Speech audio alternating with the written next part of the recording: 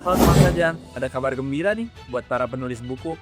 Mulai semester 2 tahun 2026 ini, pemerintah membuat kebijakan baru penurunan tarif pajak untuk penulis buku. Kalau sebelumnya para penulis buku dikenakan PPh pasal 23 dengan tarif 15%, maka sekarang penulis buku hanya dikenakan PPh bersifat final sebesar 1,5% saja. Tujuan kebijakan ini untuk mendorong literasi, meningkatkan produktivitas penulis, dan memajukan industri penerbitan buku. Tapi, untuk bisa mendapatkan tarif 1,5% ada syaratnya, yaitu buku yang ditulis harus memenuhi ISBN atau International Standard Book Number yang jelas. Lalu, apa saja perbedaan yang mencolok antara kebijakan lama dan kebijakan baru ya? Yang pertama, secara tarif. Kalau di kebijakan lama, penulis buku dipotong PPh pasal 23 sebesar 15%. Tentu nilai ini sangat besar ya dan membebani para penulis. Tetapi, kalau di kebijakan baru, pajak yang dikenakan lebih kecil, yaitu 1,5% saja dan bersifat final.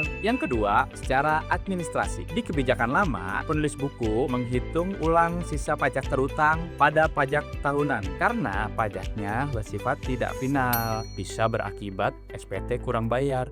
Sedangkan di kebijakan baru, urusan administrasi jadi lebih mudah karena PPh bersifat final. Maka pada akhir tahun tidak perlu diperhitungkan lagi pajaknya dan tidak menyebabkan SPT kurang bayar. Untuk lebih jelasnya, yuk simak contoh berikut ini. Berikut terlampir contoh tabel perbedaan kebijakan lama dan kebijakan terbaru. Jika terdapat royalti bruto sebesar 100 juta, pada kebijakan lama dipotong PPh pasal 23 sebesar 15% untuk royalti penulis. Maka pajak yang dipotong adalah sebesar 15 juta rupiah, didapat dari 15% dikali dengan 100 juta rupiah. Sedangkan untuk kebijakan baru, jika terdapat royalti yang sama yaitu 11 juta, maka dikalikan dengan tarif 1,5% yang bersifat final. Maka terdapat PPh terutang sebesar 1.500.000. Sehingga di kebijakan lama, royalti yang diterima penulis adalah 100 juta dikurang dengan 15 juta sehingga mendapatkan angka 85 juta.